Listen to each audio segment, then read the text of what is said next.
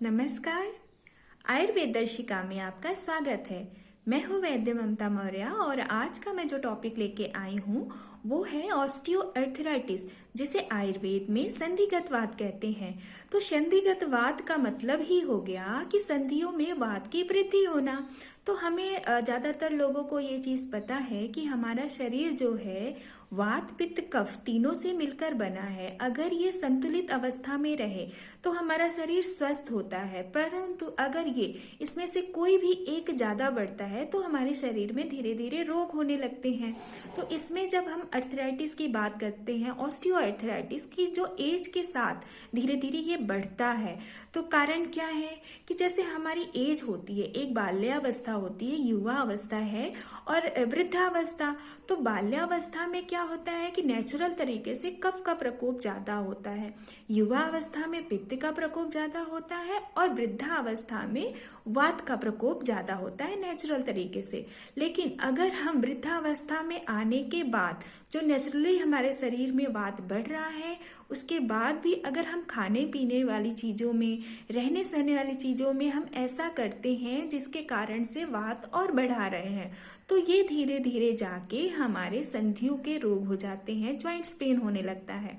अब हम समझेंगे कि वात हम कैसे कैसे बढ़ाते हैं अपने शरीर में, वात बढ़ने का कारण क्या है। तो सबसे पहले अगर हम रहने सहने की बात करें कि हमारा रहन सहन कैसा हो, तो अगर हम रात में देर रात्रि तक जागते हैं तो इससे भी हमारा वात पित्त प्रकोपित होता है। मतलब हमें जो जल्दी सोना चाहिए, अगर हम लेट तक जग रहे हैं तो वात बढ़ता है। दूसरी बात क्या होती है कि अगर हम बहुत ज़्यादा अपने शरीर से ज़्यादा एक्सरसाइज कर रहे हैं, योगा कर रहे हैं और उसके अकॉर्डिंग हम अपने शरीर में स्निग्धता बिल्कुल नहीं डाल रहे हैं, मतलब हमने घी या सारी चीज़ें बंद कर रखी है और हम एक्सरसाइज ज़्यादा कर रहे हैं, तो इसकी वजह से भी धीरे धीरे हमारे शरीर में वात की वृद्धि होती है। तीसरी बात क्या करेंगे कि अगर हम हमारे विचार जो हैं बहुत ही ज़्यादा गुस्सा करने वाला, क्रोधित होने वाला, जो हमारे मानसिक विकार जिसे बोलते हैं, अगर हमारे दिमाग में ये सारी चीज़ें ज़्यादा चल रही हैं तो वो सीधे ही वात को प्रकोपित करता है। तो ये तो हमारे रहने के हिसाब से हो गया। दूसरी बात क्या है कि अगर आपको कभी लाइफ में चोट लगी हो और लंबे टाइम तक उसका ट्रीटमेंट हुआ हो, पर उसके दौरान आपने वात से रिलेटेड, वात बढ़ने वाली से रिलेटेड चीज़ें आपने ज़्यादा खाई हो, जैसे कटु तिक्त कसाय, कटु रस है, तीखा रस है और कसैला रस है, अगर हम इसका सेवन ज़्यादा मात्रा में करते हैं तो हमारे शरीर में वात धीरे धीरे प्रकोपित होने लगता है। तो ये सब कई कारण है जो हम करते हैं जिसकी वजह से हमारे शरीर में वात प्रकोपित होता है। और खाने पीने की बात करें कि अगर हम अपना खाना एक्सेस में खा रहे हैं जिसकी वजह से वात बढ़ता जा रहा है, मतलब क्या है कि जो हमारा भोजन होना चाहिए, आयुर्वेद में कहा गया है कि हमारा भोजन हमेशा आधा पेट खाना चाहिए और एक पार्ट जो होता है पानी की जगह होनी चाहिए और एक पार्ट आपका गैस के लिए छोड़ना चाहिए। पर हम खाने पीने में क्या करते हैं कि ओवर खा लेते हैं, मतलब जितना पेट है उतना तो हम सॉलिड चीज़ों से भर लेते हैं, उसके बाद गैस तो बननी ही बननी है जब उसमें प्रक्रिया होती है डाइजेशन की। तो जब उसमें जगह ही नहीं रहेगी स्टमक में तो वो धीरे धीरे ब्लड में तुरंत डिसॉल्व होके और धीरे धीरे हमारे ब्लड में जाके सारे जॉइंट्स में जाता है, तो वो धीरे धीरे करके आपको ऑस्टियोआर्थराइटिस की तरफ कन्वर्ट करता है, हड्डियों में पेन होने लगता है।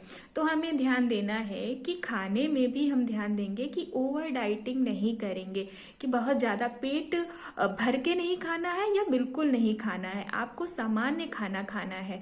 और खाने में आपको पाँचों 6 रस यूज करना है, कम मात्रा, मतलब कुछ मीठा भी होना चाहिए। अब बात आती है शुगर वालों के लिए कि जिसकी शुगर बढ़ी हो वो मीठे में क्या करे, तो वो ड्राई फ्रूट्स में ऐसी चीज़ें लें जो हमारे अर्थराइटिस के लिए, हड्डियों के लिए अच्छा होता है, जैसे आपका खजूर हो गया, आपका अंजीर है, मुनक्का है, ये थोड़ा थोड़ा करके अपने डाइट में शामिल करें। मीठे की डायरेक्ट मतलब नहीं है कि मार्केट का मीठा खाना है, गुड़ आप खा सकते हैं और खाने में आप घी का यूज करिए, डायरेक्ट डाल के तेल का यूज कर सकते हैं दाल में मिला के। ऐसी चीज़ें करने से धीरे धीरे हम अपने शरीर की रुक्षता को कम करेंगे और स्निग्धता को बढ़ाएंगे।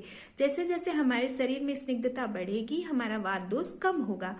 अगर हम ये कहें कि अगर हमें अर्थराइटिस मतलब जिसको अर्थराइटिस की दिक्कत है, ऑस्टियोआर्थराइटिस की, और उसका खाने पीने का आहार ऐसा रहता है कि वो दवा खा रहा है और प्लस रुक्ष वाली चीज़ें ज़्यादा खा रहा है और काम भी ऐसे कर रहे हैं, तो उसके अर्थराइटिस में चीज़ें मतलब उसका रोग जल्दी ठीक नहीं होगा, नहीं बढ़ता ही जाएगा। कितनी भी दवा खाएगा तभी वो रोग बढ़ेगा। तो हमें क्या करना है? हमें अगर हम बात करें कि योगा एक्सरसाइज का, तो बहुत ज़्यादा नहीं करना है। हमें इतना योगा करना है कि जिससे हमारे सारे शरीर की हड्डियों का एक बार पाँच पाँच बार करके एक्सरसाइज हो जाए। दूसरी बात, प्राणायाम हमें अच्छे से करना है। प्राणायाम, अनुलोम विलोम, कपालभाति। अनुलोम विलोम से हमारे शरीर के सारे सेल्स जो हैं हेल्दी होंगे, ऑक्सीजन लेवल बढ़ेगा और जिससे हम जो खा पी रहे हैं वो हमारे शरीर में धीरे धीरे हर जगह पे जो चीज़ बननी थी और जो चीज़ जहाँ जाके स्टोर होनी थी वो होगा। कपालभाति से हमारा डाइजेस्टिव सिस्टम बहुत ज़्यादा इम्प्रूव होगा, जिससे हम जो खाते हैं अच्छे से डाइजेस्ट हो जाएगा और वो हमारे शरीर में आगे रस रक्त करके सारी धातुएं प्रॉपर तरीके से बनाएगा। तो हमें दो चीज़ें जरूर करनी है। तीसरी क्या है? मन को शांत करने का मतलब मानसिक रूप भी है। अगर हमारे मन के विकार हैं उसकी वजह से वात बहुत बढ़ता है, उसके लिए आपको अनुलोम आपका भ्रामरी और उद्गीत, ये दो प्राणायाम करना भी बहुत ज़रूरी है। और साथ में इसके थोड़े थोड़े जो हमारे हड्डियों के सूक्ष्म व्यायाम है ये सब करिए। पर ओवर एक्सरसाइज, जिम जाना या बिना टाइम के, जैसे लोग शाम के टाइम जिम जाते हैं जिसका कोई मतलब नहीं होता है, पेट भरा होता है, उसमें गैस होती है, और अगर आप उस टाइम पे बहुत ज़्यादा एक्सरसाइज कर लेंगे तो वो गैस धीरे धीरे जाके हमारे जॉइंट्स में जाके जमा होने लगती हैं। तो इन सबको आपको ध्यान देते हुए अपने खाने पीने में स्निग्धता का प्रयोग करिए। और अगर आप बिल्कुल मीठी चीज़ें नहीं खा रहे हैं तो ऐसे ड्राई फ्रूट्स खाइए जो आपके घुटनों के लिए अच्छे होते हैं, ऐसा यूज करिए। और तीसरी बात, हम करें क्या? तो एज के साथ में जिसको भी अर्थराइटिस की दिक्कत है, तो आयुर्वेद में कहा गया है कि अभ्यंग हमें प्रतिदिन करना चाहिए। अभ्यंग मतलब तेल का मसाज। अगर हम पूरे शरीर में मसाज नहीं कर पाते हैं तो कम से कम उस एरिया में, मतलब एक तो हमें तलवे में अच्छे से मसाज करना चाहिए, सर में हमें अच्छे से मसाज करना चाहिए, और जिस एरिया में दर्द है उसमें हम तेल की अच्छे से प्रयोग कर सकते हैं। तो अगर हम इतना भी करें तब भी हम अपने बाहर तरीके से रुक्षता को, वात को हम कम कर सकते हैं, और अंदर से हम खाने पीने में कम कर सकते हैं। तो इस तरीके से आप करते हुए अपने ये आपका जो ऑस्टियोआर्थराइटिस है इसको कम किया जा सकता है। अब रही बात औषधियों की कि हम घर पे क्या कर सकते हैं, तो वात को कम करने की औषधि, सबसे अच्छी औषधि जो होती है दशमूल क्वाथ को कहा गया है। तो आप ये भी कर सकते हैं कि सुबह के टाइम में आप दशमूल का काढ़ा लेके 1 चम्मच उसको पका के चौथाई भाग बचे तो उसको छान कर पी सकते हैं। पर लगातार ऐसा नहीं है कि आप इसको 12 महीने करना है, मतलब कुछ दिन 1 महीने 1.5 महीने करके फिर कुछ दिन का स्टॉप रख सकते हैं।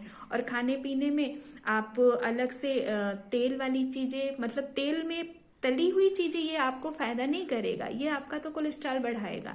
लेकिन अगर आप कच्चा तेल यूज कर रहे हैं, जैसे नारियल का आप वर्जिन कोकोनट ऑयल है, ये आपके कोलेस्ट्रॉल को कम कर सकता है। और अगर आपको आर्थराइटिस की दिक्कत है तो इसमें आप तेल का यूज करिए। लेकिन ये है कि नारियल का तेल आप गर्मियों में भी यूज कर सकते हैं क्योंकि इसकी तासीर थोड़ी ठंडी हो जाती है। और सरसों का तेल, ये सब आप सब्जियों में ऊपर से या दाल में या पानी के साथ डायरेक्ट ले सकते हैं। तो ऐसे अपने शरीर को स्निग्ध करने के लिए ऐसे आप हफ्ते में 2 दिन 3 दिन इस तरीके का यूज जरूर करिए, और अपने शरीर में अभ्यंग मालिश भी जरूर करिए। अगर आप इस तरीके से करते हैं तो धीरे धीरे आप अपने शरीर के वात दोष को कम कर लेंगे, और जो इसके साथ साथ आपके जो धीरे धीरे डिजनरेशन हो रहा है आपकी हड्डियों में, आपके नी ज्वाइंट में, वो धीरे धीरे कम हो जाएगा।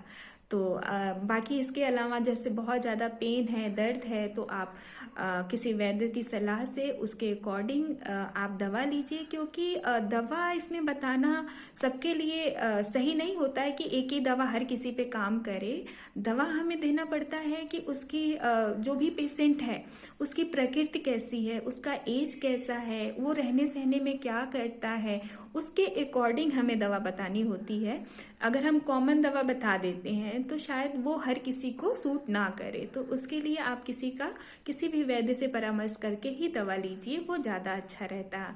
और कॉमन चीज़ें जो आप घर पे जो जैसी जैसी चीज़ें कर सकते हैं, ये सारी चीज़ आप अपनाइए। उम्मीद है कि अगर किसी को भी ये प्रॉब्लम है तो ऐसी चीज़ें करके वो अपने बात को कम कर सकता है और अपनी बढ़ती हुई बीमारी को भी कम कर सकता है, और जिसको होने के चांसेस है वो भी अपनी दिनचर्या में ऐसी चीज़ें अपना ले, तो वो भी ऑस्टियोआर्थराइटिस से बच सकते हैं। धन्यवाद।